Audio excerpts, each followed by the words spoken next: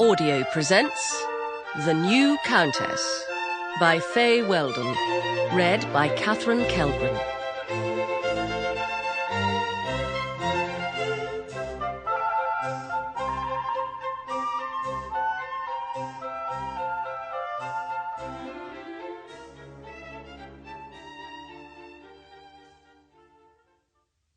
Part 1.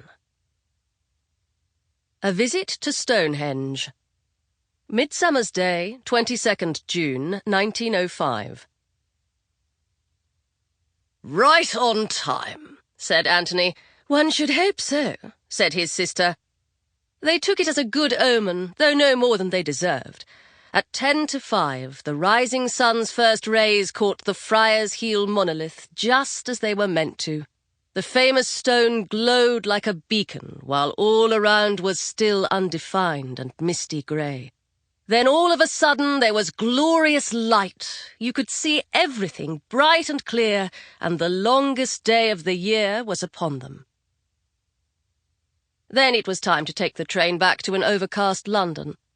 They'd travelled down the night before, snatched a few hours' sleep at the Rose and Crown in Salisbury, travelled the 9 miles by cab to Stonehenge, and each paid a shilling's entry. Anthony was not particularly superstitious, but he was now editor of the Modern Idler, a literary magazine, and needed to keep up with contemporary trends. He had observed an increasing preoccupation with all things occult and semi-occult in both readers and writers. Golden dawns, the sacred fires of the Druids, the leaping and dancing of the cloven-hooved great god Pan, and so forth, now seemed to interest the progressive world almost as much as the wilder shores of experimental sex. If a man was obliged to earn a living, and Anthony now had no other option, he should at least enter into the spirit of things and do it thoroughly. A chilly Stonehenge dawn and a cavorting assembly of chanting white-gowned druids, male and female and no telling which was which, would make a good editorial and was no real hardship. Anthony didn't particularly like going anywhere alone without an audience, so he'd asked his sister to come with him. It happened to be Diana's birthday. She was 28, surely a rather terrible milestone for an unmarried woman, and no one else he knew was prepared to get up so early. More importantly, he had a proposition to make to her. He put it off until they were on the train back to Waterloo during the course of a late Pullman car breakfast. He had porridge and cream, kippers and eggs, bacon and sausages. She had grapefruit segments and scrambled egg on toast. Even the coffee was good. "Diana," he said, "I must talk to you seriously." "I feared that was the case," she said. She was a lively, clever, cheerful girl of the kind men made best friends of rather than wives, or so her brother feared.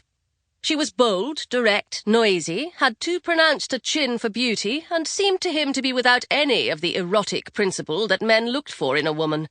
Worse, she was penniless, as he was.